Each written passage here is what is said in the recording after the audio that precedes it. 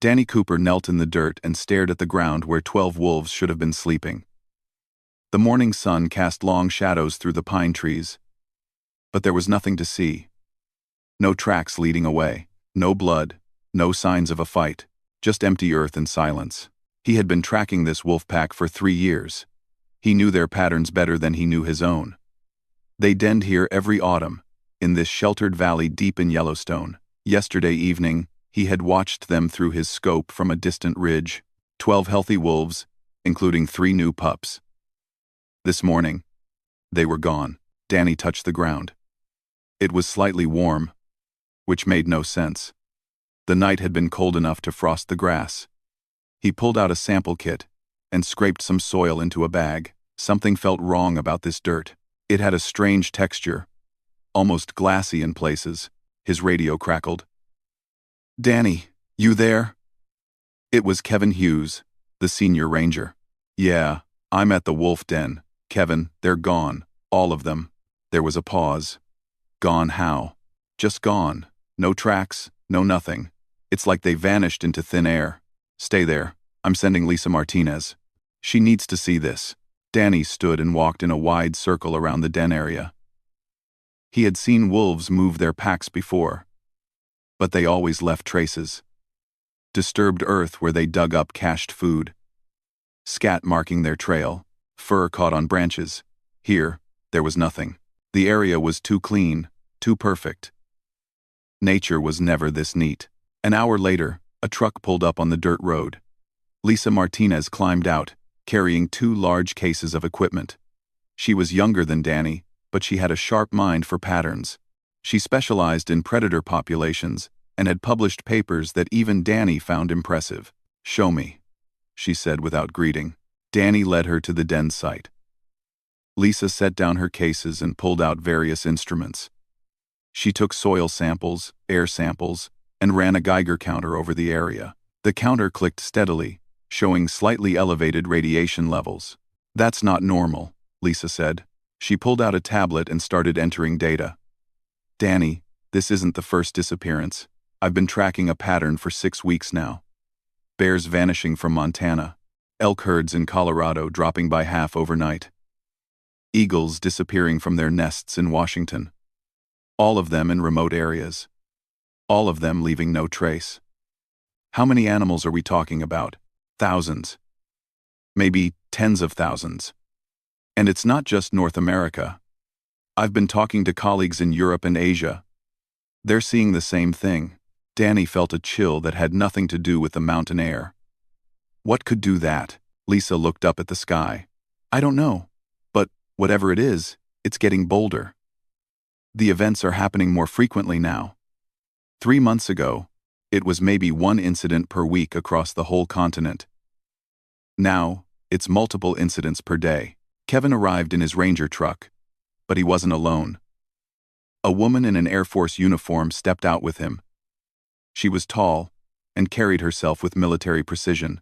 "This is Colonel Patricia Hayes," Kevin said. "She's here because this situation is bigger than we thought." The colonel nodded to them both. "I need you to understand that what I'm about to tell you is classified, but given what you've discovered, you need to know." She pulled out a tablet and showed them a satellite image. 3 months ago, our orbital assets started detecting unusual energy signatures.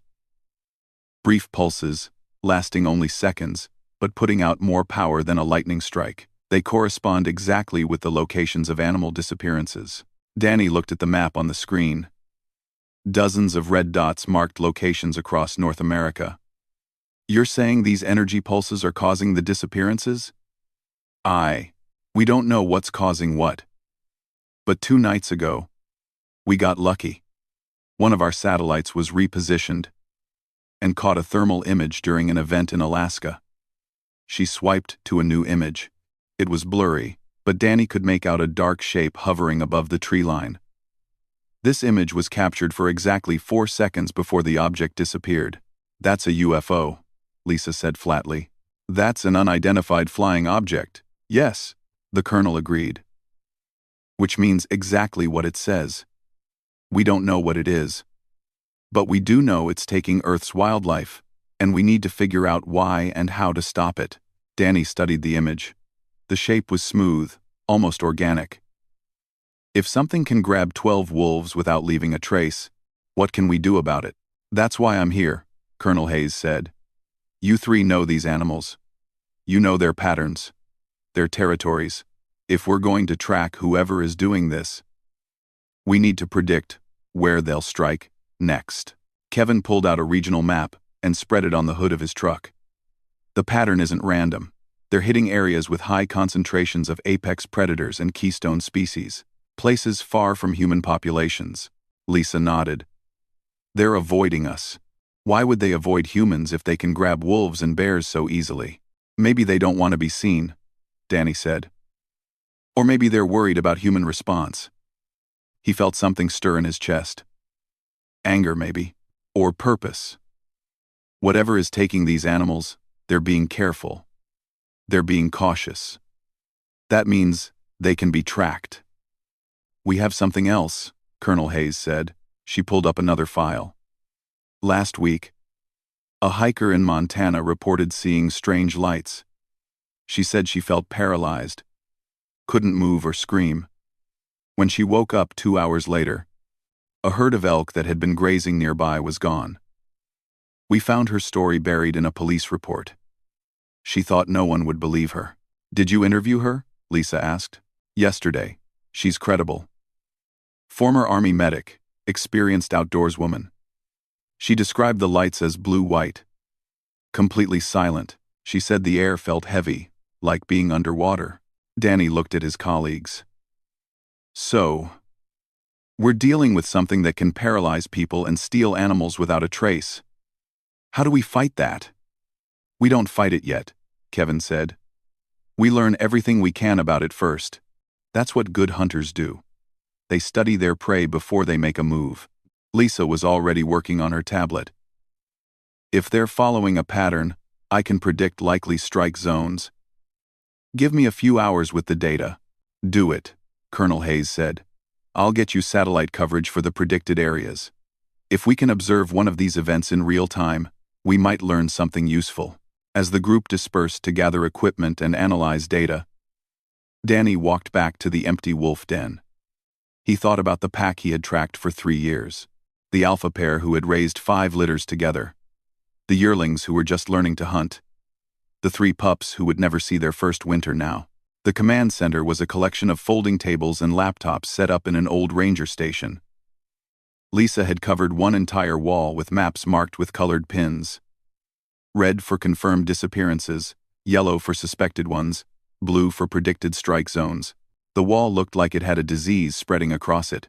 Danny studied the patterns while drinking his 4th cup of coffee. It was 3 a.m, and they had been working for 16 hours straight. It's too organized, he said. Look at the spacing. They're hitting sites in a grid pattern, but leaving gaps. The gaps are areas with human activity, Lisa said. She zoomed in on her laptop screen. Campgrounds, hiking trails, research stations. They're avoiding anywhere humans might see them. Colonel Hayes walked in carrying a stack of folders. It's worse than we thought. I've been in contact with international agencies. This is happening everywhere. African elephants vanishing from the Serengeti. Siberian tigers disappearing from Russian forests. Jaguars gone from the Amazon. In 3 months, we estimate over 50,000 animals have been taken worldwide. Kevin looked up from his own computer. That's not random collection. That's systematic harvesting. There's someone I want you to meet, the colonel said. She stepped aside, and a man in casual clothes entered. He was in his 50s, with gray hair and tired eyes. This is Dr. Greg Palmer. He's a xenobiologist, which means he studies the possibility of alien life. He's also been tracking these events independently. Doctor, Palmer nodded to the group. I've spent 20 years studying UFO reports and alleged abduction cases. Most of them are nonsense. But about 3% show consistent patterns, the same types of lights, the same paralysis effects, the same precision. He pulled out his own tablet. What we're seeing now matches historical patterns. But on a much larger scale, whoever is doing this has done it before. Just never this aggressively. Why now? Danny asked. Why take so many animals so quickly? Why take so many animals? Why take so many animals? So quickly.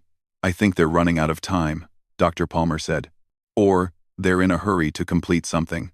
Based on the species they're targeting, they're not just collecting randomly, they're taking apex predators, keystone species, and animals critical to ecosystem balance.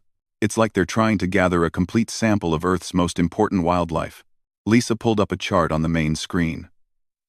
I've been analyzing the progression. They started with small numbers 3 months ago.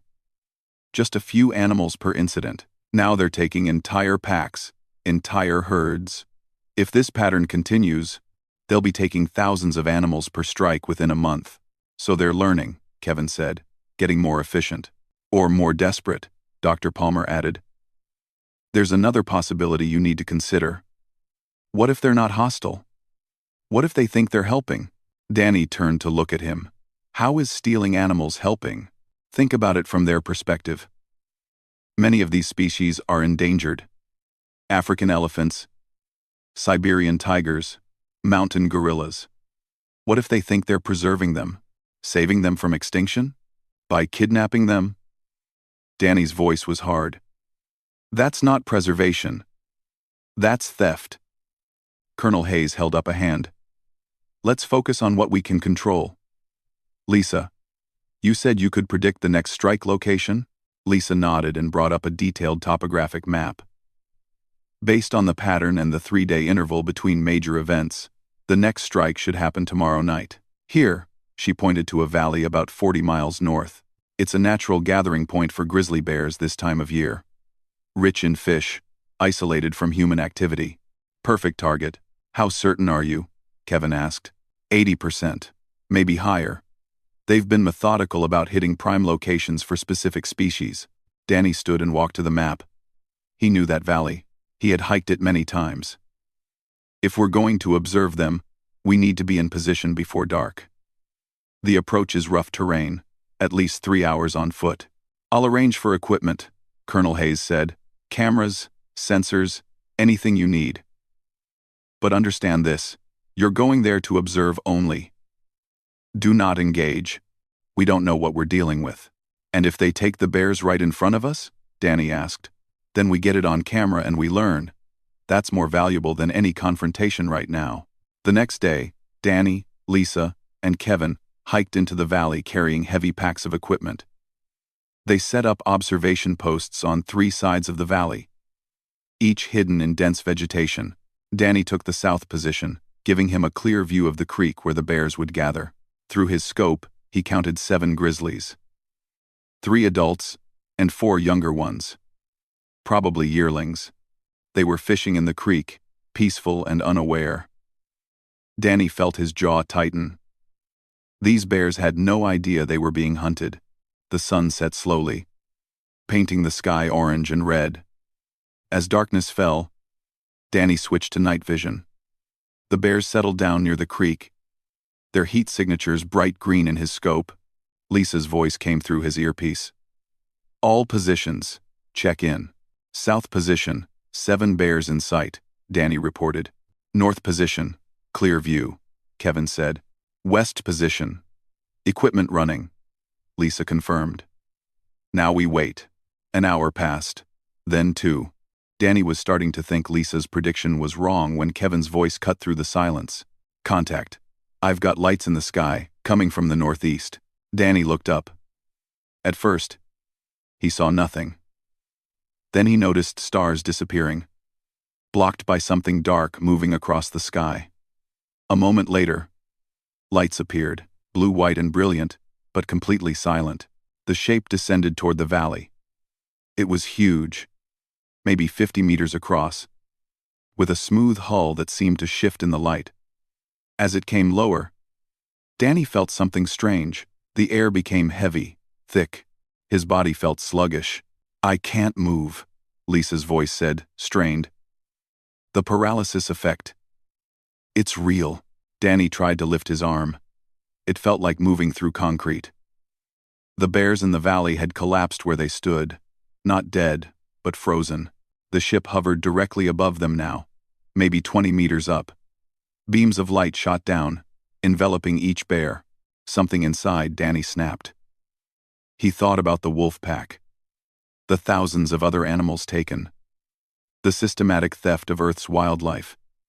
Anger burned through the sluggish feeling in his muscles. He forced his hand to move, inch by inch. His fingers closed around the flare gun on his belt. Every movement was agony, like fighting against invisible chains. But he was a hunter. He was patient. He was determined. With a final effort, he raised the flare gun and fired. The flare shot upward, trailing red smoke. It hit the hull of the ship and stuck, burning with intense heat. The blue-white lights flickered. The beams holding the bears wavered. For just a moment, Danny saw something through a transparent section of the hull. Figures inside, tall and thin, moving with what looked like panic. Then the ship pulled up sharply. The bears dropped back to the ground as the beams cut off. The heavy feeling in the air disappeared. The ship accelerated upward and vanished into the night sky, the flare still burning on its hull like a brand. Danny gasped, suddenly able to breathe normally. "I got it on camera," Lisa said, her voice shaking with excitement. "Every second of it. And Danny, you magnificent idiot. You marked them. That flare is burning at 2,000 degrees. Even if it burns out, the heat signature will leave a trace." Kevin was laughing. "They ran. Did you see that? They ran from us." Colonel Hayes's voice came through, patched in from the command center. "All units, report status. The bears are fine," Danny said, watching through his scope as the grizzlies slowly got back to their feet, confused but unharmed. "Shaken up, but they're walking around. The ship retreated after I hit it with a flare." "You did what?" The colonel's voice was sharp. "I hit it with a flare. I couldn't just watch them take the bears, Colonel. And now we know something important. They can be hurt, or at least scared. They're not invincible." There was a long silence. Then the colonel said, "Get back to base. We have a lot to discuss." As they packed up their equipment, Lisa came over to Danny. "That was incredibly reckless." The satellite images arrived 6 hours after the incident in the valley. Danny stared at them in disbelief. The flare had burned a mark on the ship's hull, and that mark was radiating a specific frequency of electromagnetic energy. It was like a beacon, visible to any sensor looking for it. "We can track them," Lisa said, pointing at the screen. "The phosphorus in the flare left a residue that's breaking down slowly. It'll be visible for at least a week, maybe 2. Dr. Palmer was examining the footage of the ship frame by frame. "Look at the design. It's not built for combat. No weapons. No armor plating. The hull is optimized for sensor arrays and storage. This is a research vessel, not a warship." "That explains why they ran," Kevin said. "They're scientists, not soldiers." Colonel Hayes brought up a 3-dimensional orbital map. "We've located the mothership. It's in a stable orbit, polar trajectory, altitude of 400 kilometers. The smaller craft we saw are launching from it and returning every few hours. Based on the traffic pattern, they're making multiple collection runs per day now." Danny felt a mix of relief and frustration. Relief that they weren't dealing with an invasion force. Frustration that scientists could be so blind to what they were doing. "Have they tried to communicate?" "Actually, yes." The colonel pulled up a different screen. "An hour ago, we received a transmission. Narrow beam, directed at our satellite network. It's in multiple frequencies, clearly trying to establish contact." "What does it say?" Lisa asked. Dr. Palmer had been working on the translation. "Their language is complex, but the message is simple. They claim they are preserving endangered species. They say they are protecting Earth's biodiversity from human-caused extinction. They want us to understand they mean no harm." Danny's hands clenched into fists. "No harm? They're ripping apart ecosystems. Every wolf pack they take leaves a territory without a predator.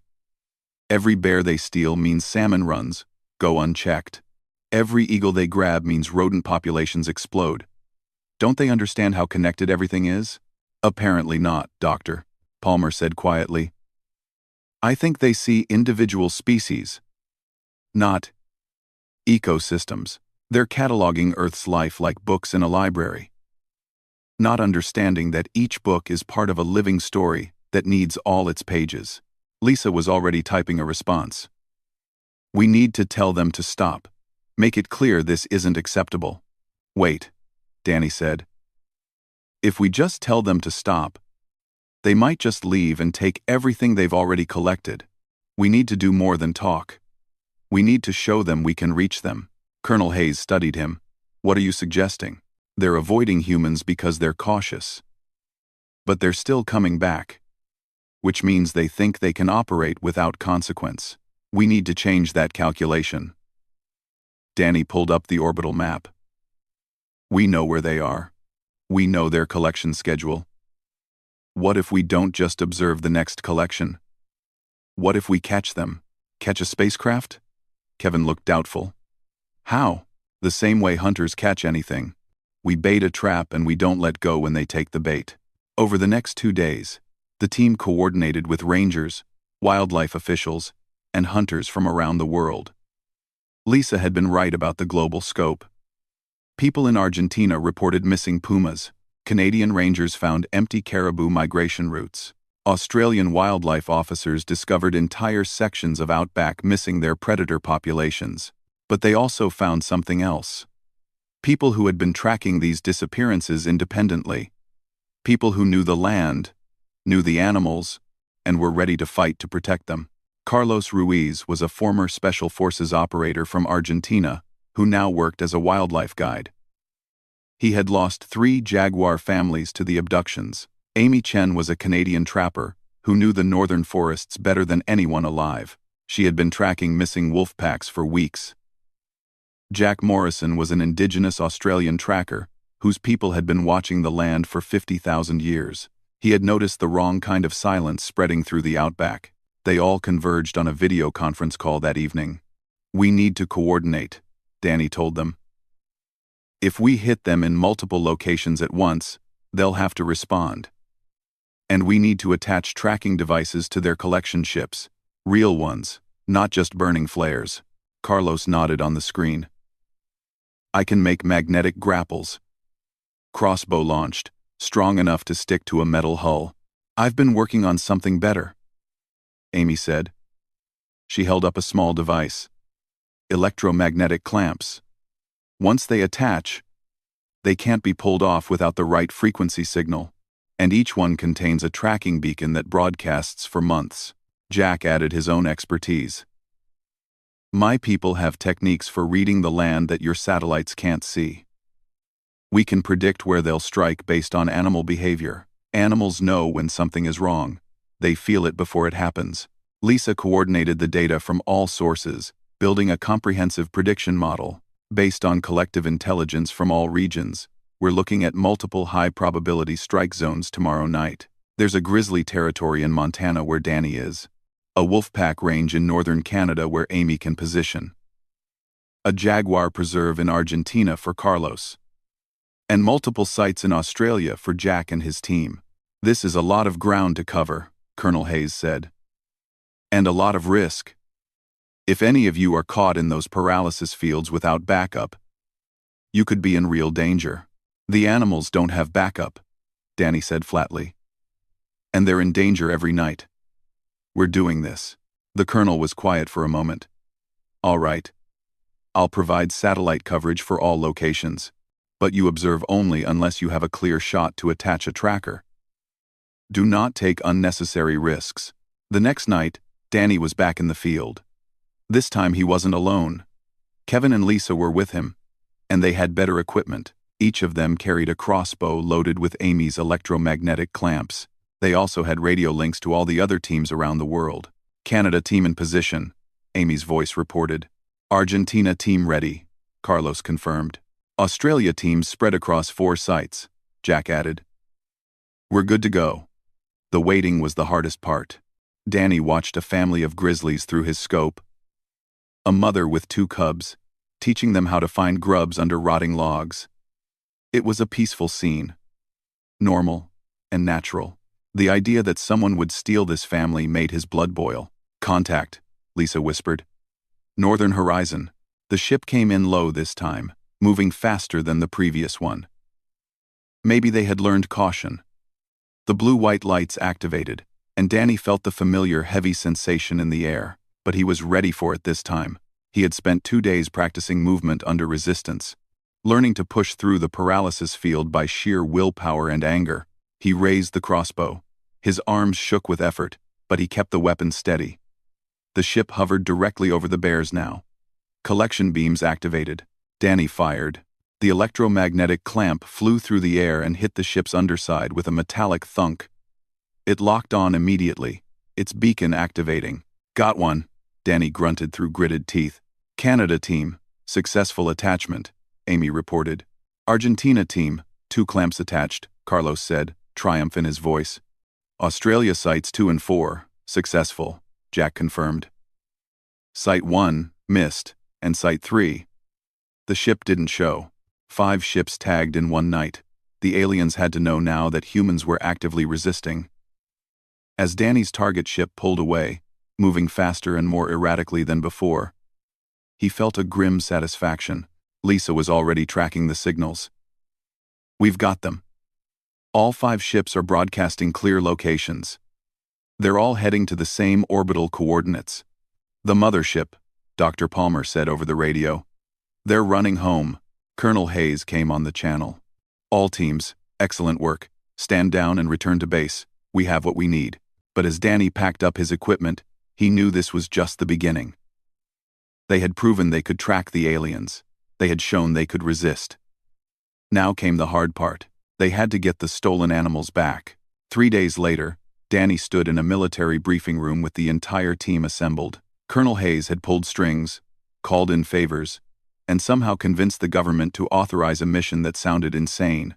"We're going up there," she said, pointing at the orbital map showing the alien mothership. "We have a shuttle being prepared at Vandenberg Space Force Base. It'll be disguised as a commercial satellite deployment. But it's really a boarding craft. Danny, Lisa, Kevin, you 3 will be on it as civilian consultants." "Consultants for what?" Kevin asked. The shuttle launch was nothing like Danny had imagined. He had expected drama, excitement, maybe fear.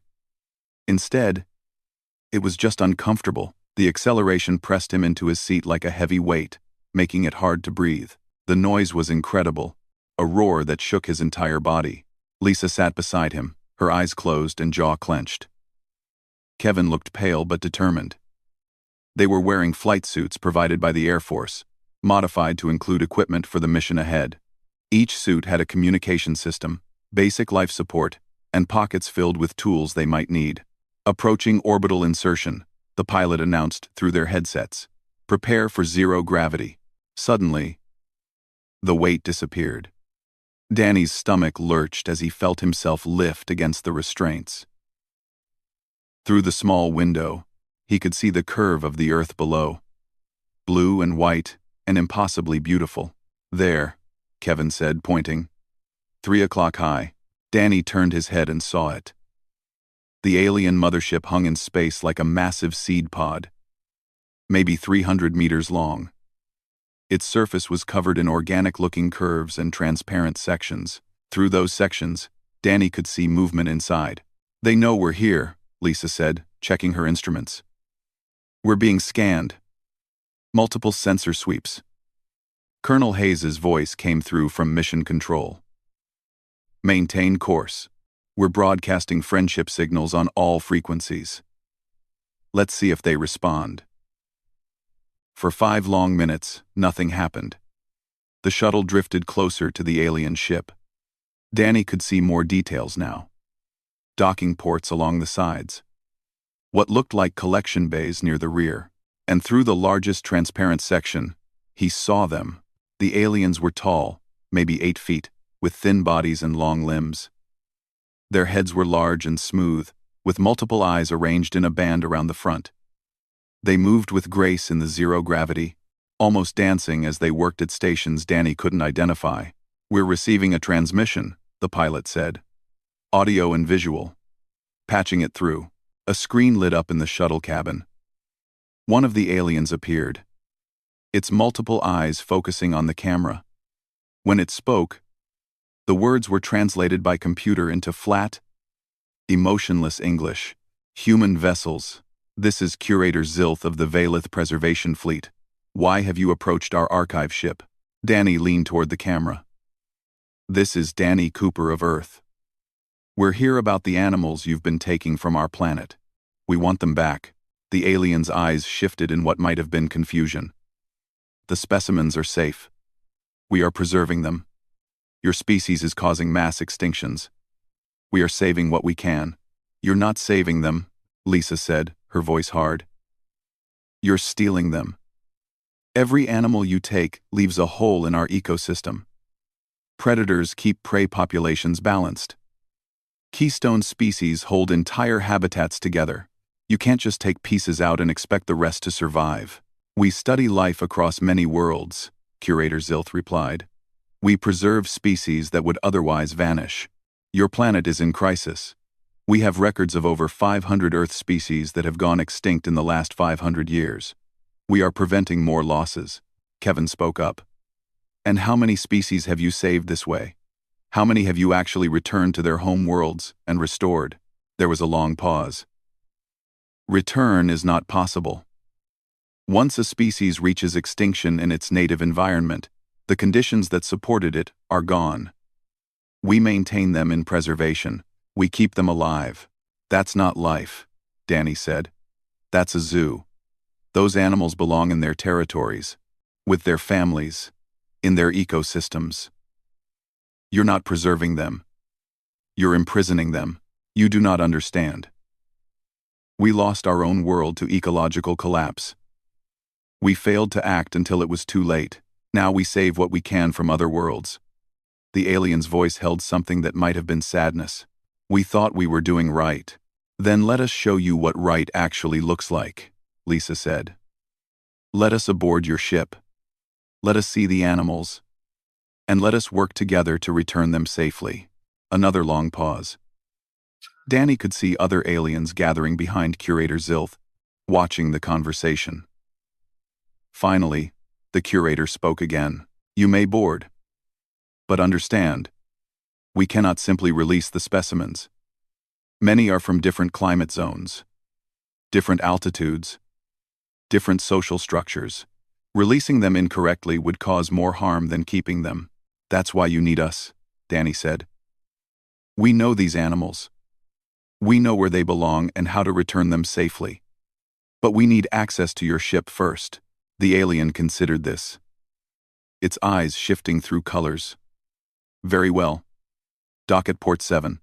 You will be escorted." The shuttle maneuvered to the indicated docking port. There was a soft thunk as the airlocks connected. Danny released his restraints and floated free. Still adjusting to the weightlessness, Lisa and Kevin joined him as they moved toward the airlock. "Remember," Colonel Hayes said through their headsets, "you're there to assess and negotiate. Document everything you can, and for God's sake, be diplomatic." The airlock opened.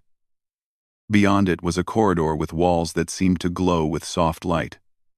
3 Valith waited for them, including Curator Zilth.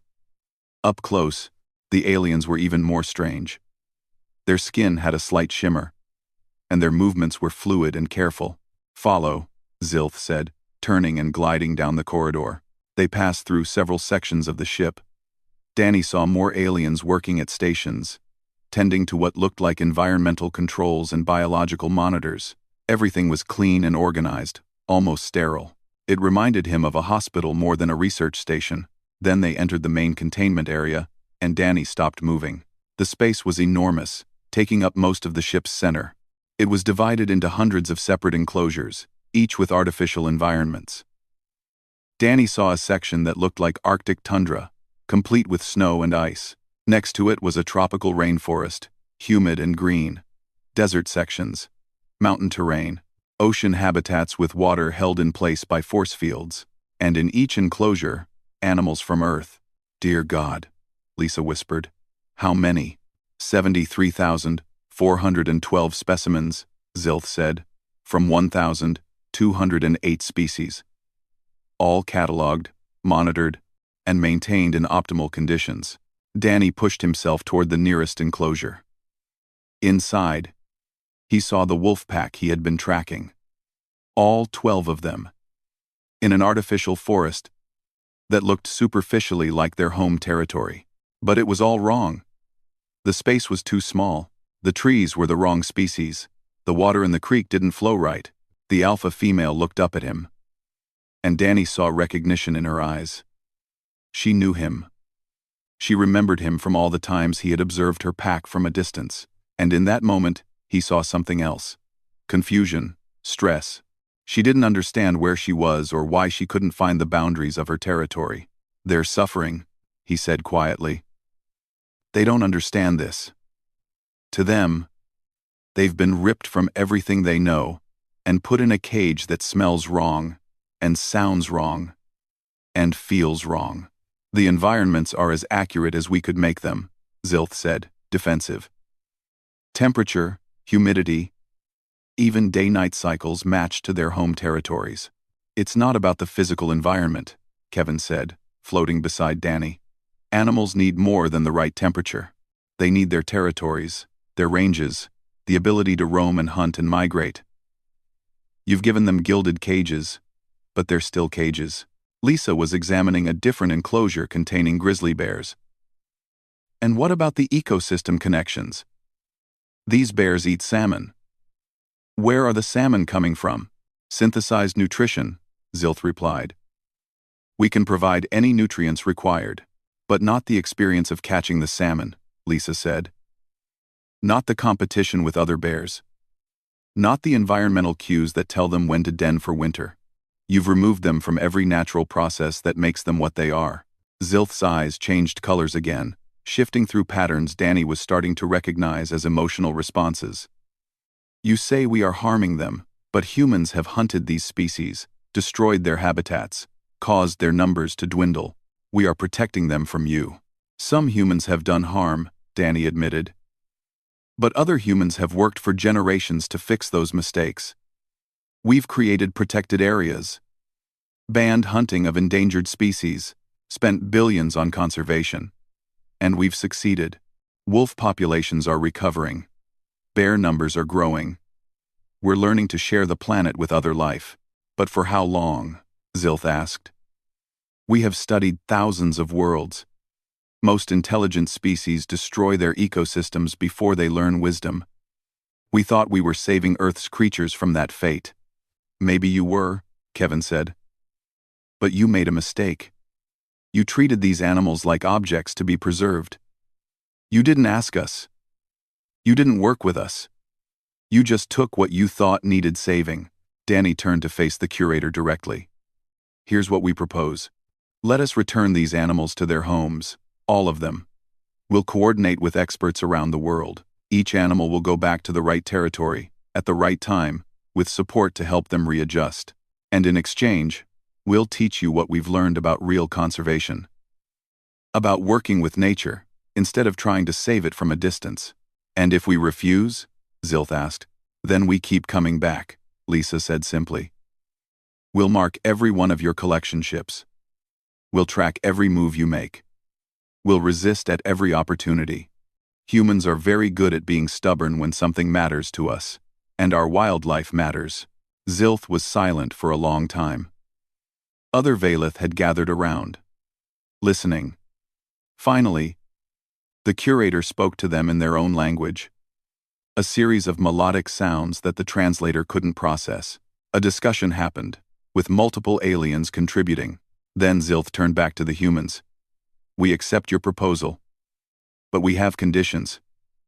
We want to learn. We want to observe your conservation methods. And we want to understand how you balance technological civilization with ecological preservation. Our species failed at this. Perhaps you have wisdom we lack. Danny felt tension drain from his shoulders. Deal. But we start immediately. Every day these animals spend in here is a day they're separated from their ecosystems. Agreed, Zilth said. However, Coordinating the return of 73,000 animals will take time. Weeks, perhaps months. We will need your expertise to ensure each specimen is returned safely. Lisa pulled out her tablet, which still worked despite being in the alien ship. I'll start organizing teams. We'll need biologists, rangers, veterinarians, and transport specialists from every affected region. And I'll coordinate with the territorial managers, Kevin added. We need to make sure each animal goes back to an area that can support it. The first returns happened 3 days later. Danny stood in a Montana valley, watching as a Valeth transport ship descended slowly from the sky. This time, there were no secrets. News crews were positioned on distant ridges. Scientists and rangers crowded the landing zone. The world was watching. The ship settled onto the grass with barely a sound. A side panel opened, and a ramp extended. Curator Zilth emerged first, moving awkwardly in Earth's gravity. The alien had insisted on personally overseeing the initial returns. The wolf pack from Yellowstone, Zilth announced through a portable translator. 12 specimens, all healthy, all ready for release. Danny walked up the ramp into the ship. Inside, the wolves waited in a specialized transport container that kept them calm but aware. The alpha female's eyes met his again, and this time he saw something different. Anticipation. Maybe. Or hope. Open it, he said. The container sides folded down. For a moment, the wolves just sat there, confused by the sudden change. Then the alpha female caught a scent on the wind. Home. Her territory. She stood, testing the air, and then she bolted from the container. The rest of the pack followed. They ran through the grass, noses to the ground, reading the messages left by the territory they'd been stolen from. The alpha pair found their den site and circled it, marking it, reclaiming it. The yearlings and pups explored cautiously at first, then with growing confidence. They remember, Lisa said, standing beside Danny. She was holding instruments that monitored the wolves' stress levels and vital signs. Their cortisol levels are already dropping. They know where they are. Zilth watched with all of its eyes focused on the scene. They are happy to be home. Things were watching. They're relieved, Danny corrected. Being taken was traumatic for them.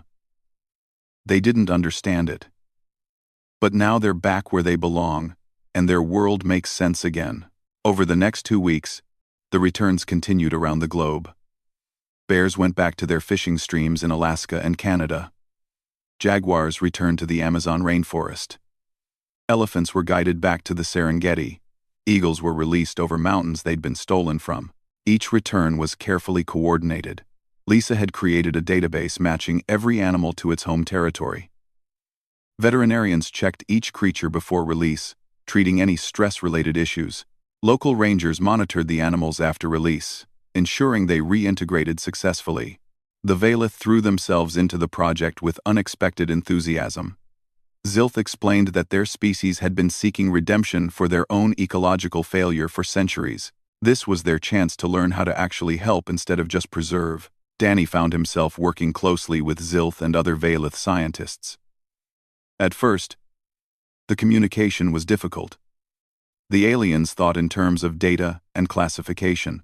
Danny thought in terms of behavior and relationships. But slowly, they learned to bridge the gap.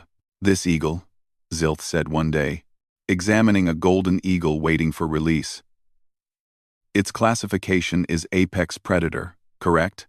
Technically, yes, Danny said. But that's not all it is. Watch what happens when we release it. They took the eagle to a cliffsite in Wyoming. When the container opened, the eagle launched itself into the air immediately. It soared on the wind, circling higher and higher. Then, from another cliff, a second eagle appeared.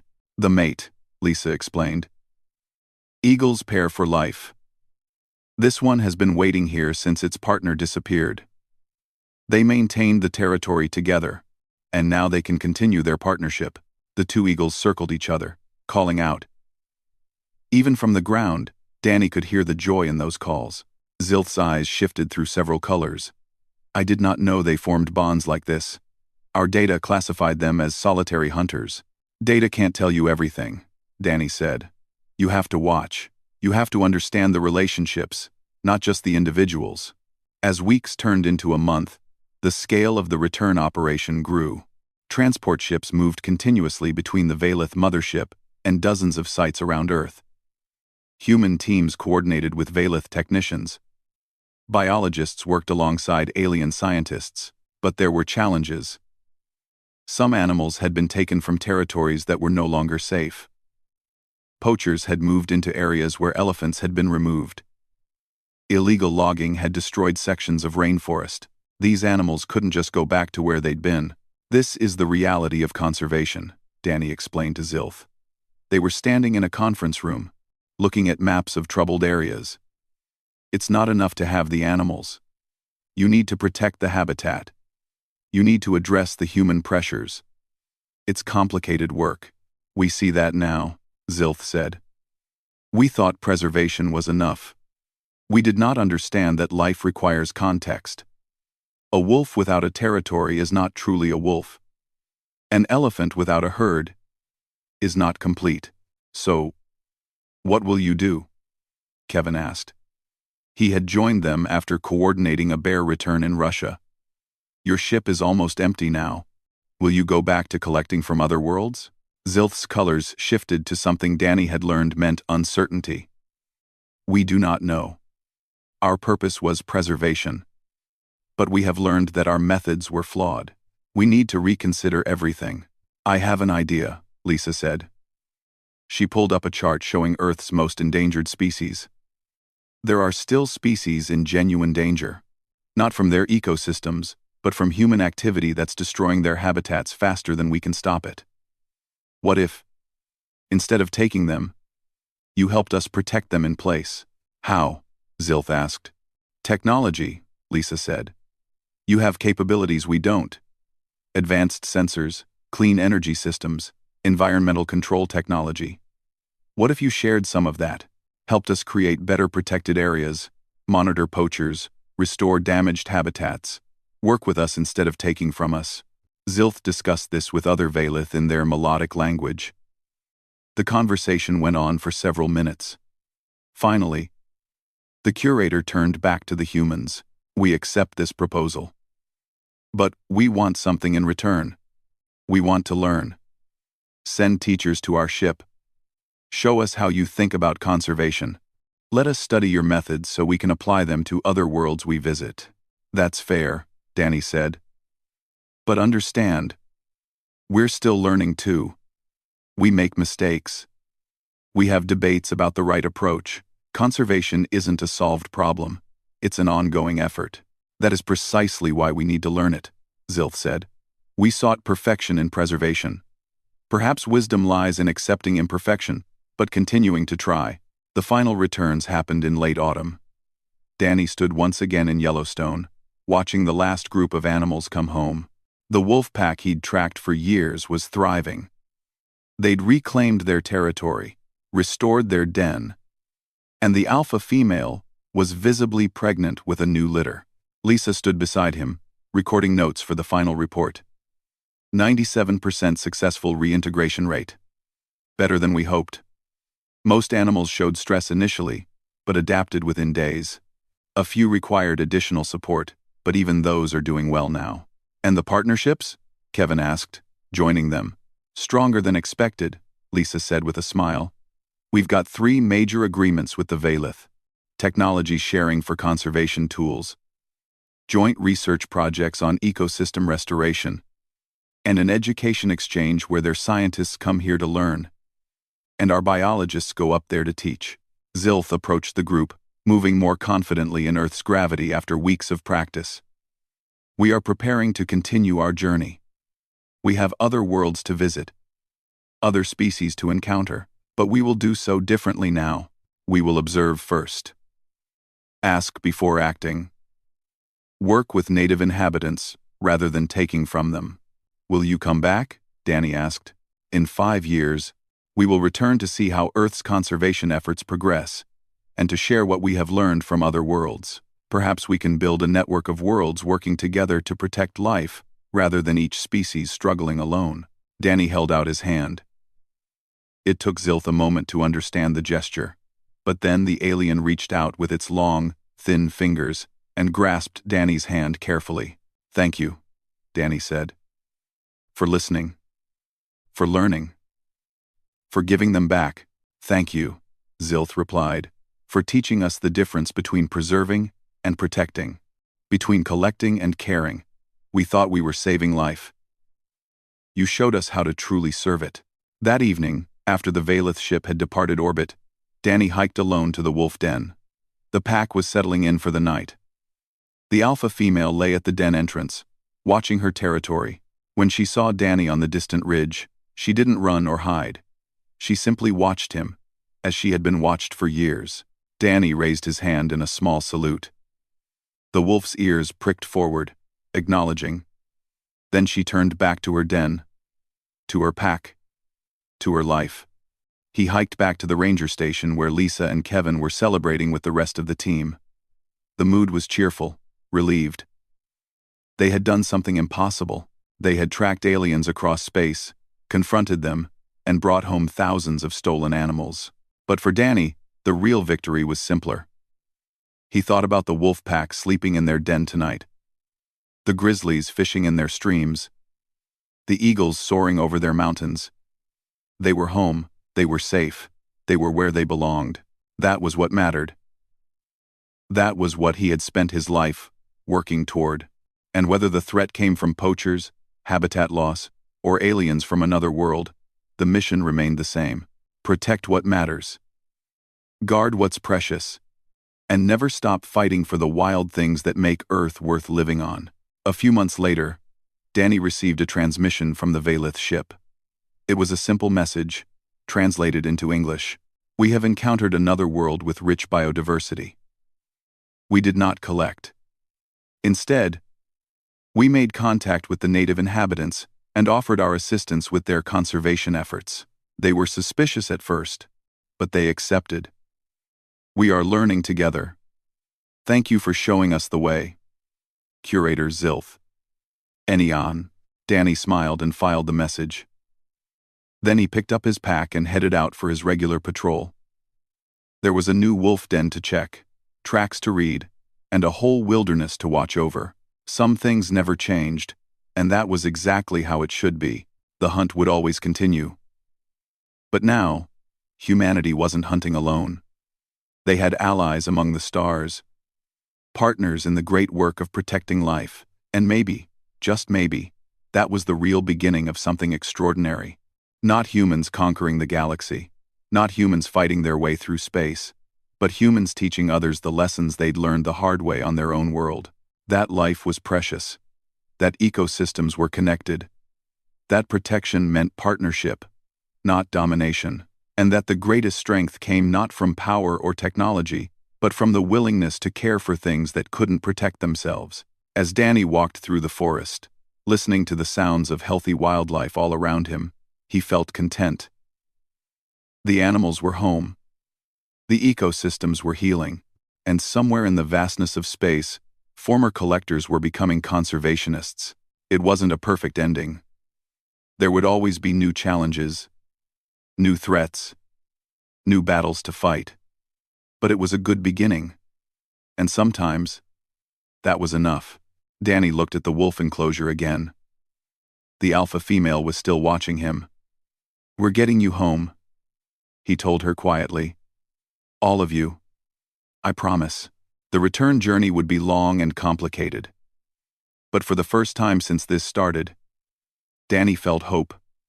The aliens weren't enemies. They were just misguided. And sometimes, teaching someone a better way was more important than fighting them. Sometimes, the best way to win was to turn opponents into allies.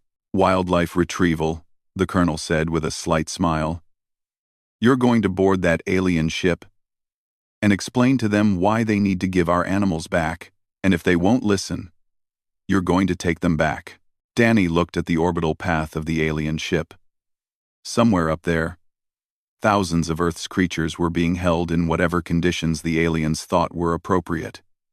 Wolves that should be running free, bears that should be fishing in rivers, eagles that should be soaring over mountains, When do we leave? He asked. Tomorrow morning, Colonel Hayes said. Pack light. And gentlemen, lady, you're about to become the first humans to conduct a rescue operation in space. Make it count, Danny nodded. He had spent his entire life learning to track animals, to understand their behavior, to protect them from threats. Now, the threat was unlike anything he had ever faced, but the mission was the same as it had always been. Protect what matters, guard what's precious, and bring the lost ones home. I know. It was also brilliant. We learned more in that one moment than we would have learned in weeks of passive observation. She smiled. Turns out humans are pretty good at fighting back when we need to. Danny looked up at the stars. Somewhere up there, a ship was flying with a burning mark on its hull, a mark that said humans had noticed, humans had responded, and humans were not going to let this continue. The hunt had begun. Someone had taken them. Something had stolen them from their home, from their territory, and Danny intended to find out who and get them back. He had spent his entire life protecting wildlife. He wasn't about to stop now, just because the threat came from the sky instead of the ground. He pulled out his radio. Kevin, I'm in. Whatever this is, we're going to track it down. Kevin's voice crackled back. I was counting on that. Lisa found a pattern. She thinks the next strike will be tomorrow night. About 40 miles north of here, there's a valley where grizzlies gather this time of year. Then that's where we'll be, Danny said. He looked up at the clear blue sky. Somewhere up there, someone thought they could take whatever they wanted from Earth. They were about to learn that humans didn't let go of what they protected. Not easily. Not ever.